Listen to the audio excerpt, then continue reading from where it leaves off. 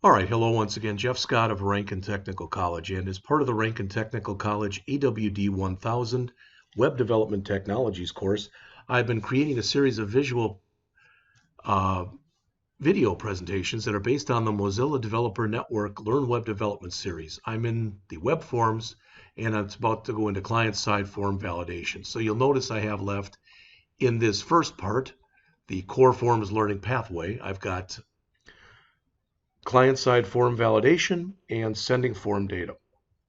Afterwards, I'll be going in and, as you can see, looking quickly at some of the advanced stuff. All right.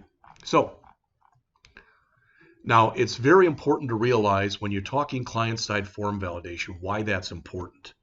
All right. Let's assume there was no client-side form validation. So I filled out a form on the internet, and it had a bunch of fields that were in there that were required, and I didn't fill any of them out. I just sent the form.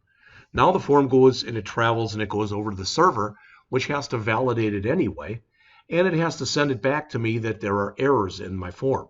But if I can validate it on the client side, that means I can try to clean it up as much as possible before I send it over to the server where it'll be validated again. So, as it says, before submitting data on the server, it's important to ensure that all required form controls are filled out in the correct format. And that's what client-side form validation is all about. So as mentioned here, it's an initial check and an important feature of a good user experience, catching invalid data on the client side where they can fix it right away. As it said, it should not be considered an exhaustive security measure, and even when it is used, you should, the stuff, whether it's being done by you, if it's your site, or it's somebody else, should still be being checked on the server side as well. All right. So, as they mentioned there, go to any popular website with a registration form, and you will notice that they provide feedback when you don't enter stuff that they're expecting. All right. You'll get messages. Those are some examples. This is form validation. All right, if the information is correctly formatted, you don't get a message. If it's not, you'll get some kind of an error message. As it says, we want to make filling out web forms as easy as possible. So why do we insist on validating our forms? It gives you 3 reasons. Number 1, we want the right data in the right format. Number 2, we want to protect users' data. And number 3, this may be the most important, is any website or anybody who's running it wants to protect themselves. I definitely agree with the warning they have here. Never trust data passed to your server from the client. Just assume that it's bad and do every check on it that you can possibly do. All right. There are 2 different types of client-side validation you'll encounter on the web.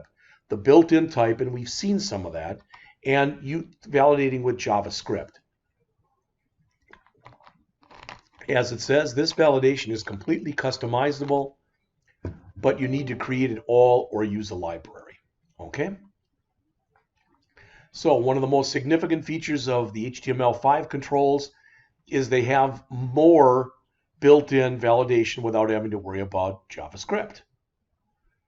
Things like adding required, adding min and max length, min and max for numeric types, the type thing itself,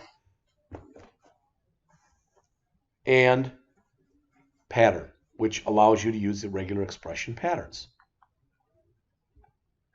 As it says, if the data entered into a form field follows the rules specified, it is considered valid, otherwise it's not. When it's valid, the following things are true. It matches the valid CSS pseudo class, so you can apply specific styling to it. For instance, maybe you want all valid elements to be green and all invalid to appear red, just as an example. Maybe not a good one, but an example. Second, if the user tries to send the data, the browser will submit the form provided there is nothing stopping it from doing so. However, when it's invalid, the following is true. As it says, the element matches the invalid pseudo class, and if you try to send it the data, you'll be blocked from doing so.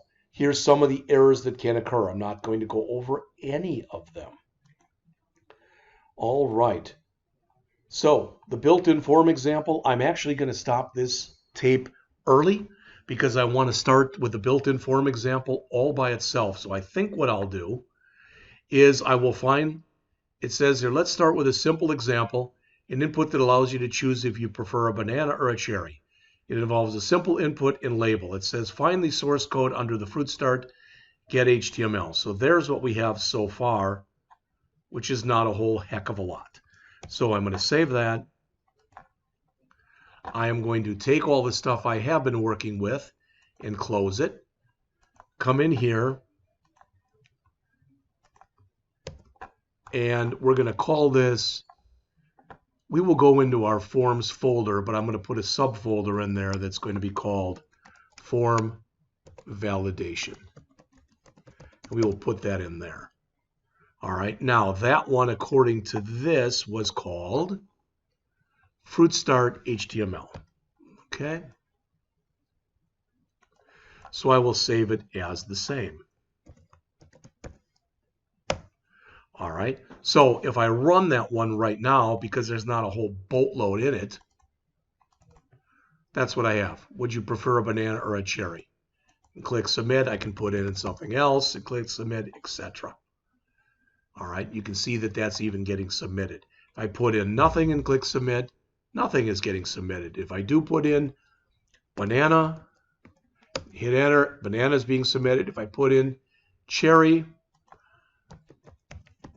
cherry is being submitted. So you can see all that. All right. So I will come back in just a couple minutes. I've already started on this, so I'll continue on our journey in here in just a minute.